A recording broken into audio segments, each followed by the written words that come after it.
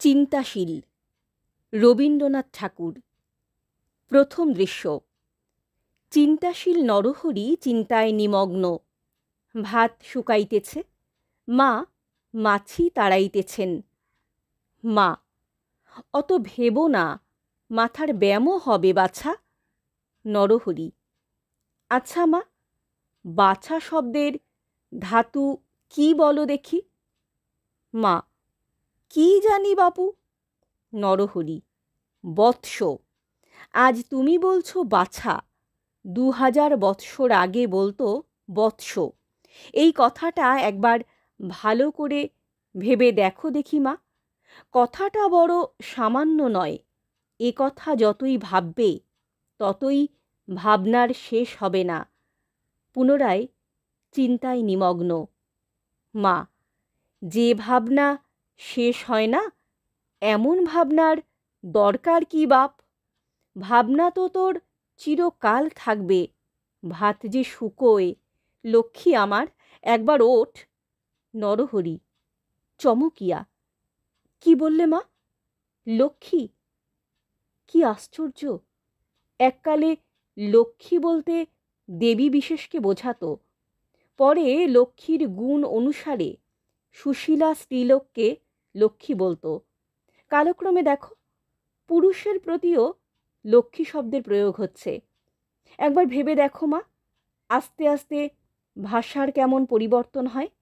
ভাবলে আশ্চর্য হতে হবে। ভাবনায় দ্বিতীয় ডুব। মা: আমার আর কি কোনো ভাবনা নেই নরু? আচ্ছা, তুই তো এত ভাবিস, তুই বল দেখি, উপস্থিত কাজ উপস্থিত ভাবনা ছেড়ে এইসব বাজে ভাবনা নিয়ে থাকা ভালো? সকল ভাবনারই তো সময় আছে। নরহরি: এ কথাটা বড় গুরুতর মা। আমি হঠাৎ এর উত্তর দিতে পারবো না। এটা কিছুদিন ভাবতে হবে, ভেবে পরে বলবো। মা: আমি যে কথাই বলি তোর ভাবনা তাতে কেবল বেড়েই ওঠে, কিছুতেই আর কমে না। কাজ নেই বাপু, আমি আর কাউকে পাঠিয়ে দিই। প্রস্থান। মাসিমা: ছি নরু, তুই কি পাগল হলি?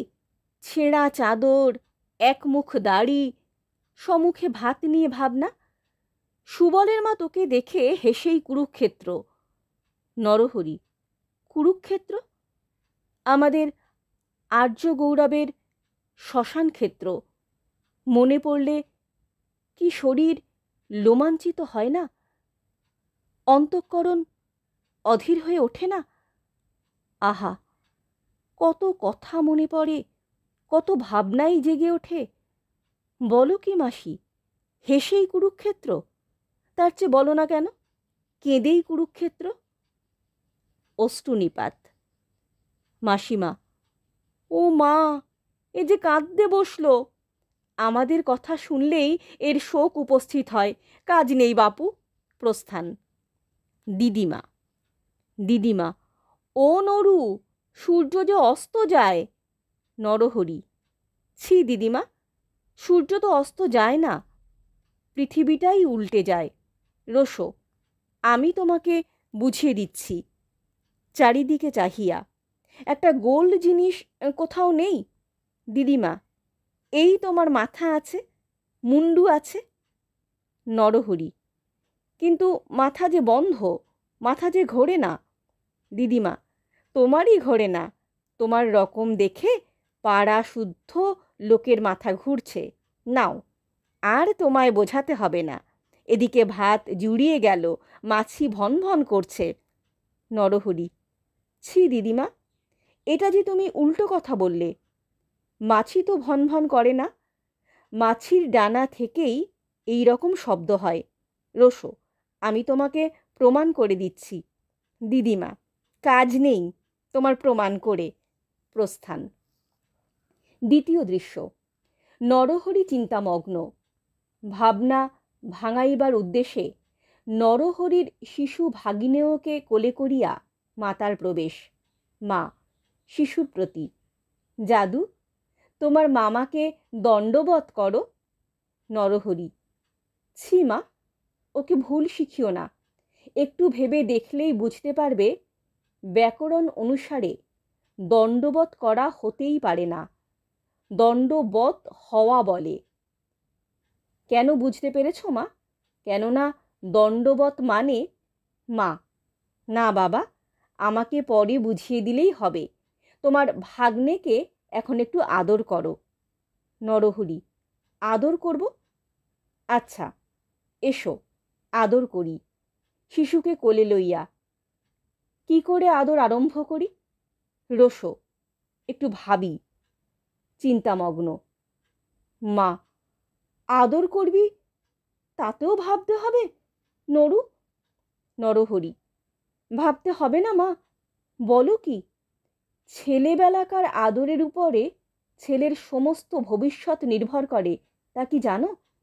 ছেলেবেলাকার এক একটা সামান্য ঘটনার ছায়া বৃহৎ আকার ধরে আমাদের সমস্ত যৌবনকালকে, আমাদের সমস্ত জীবনকে আচ্ছন্ন করে রাখে।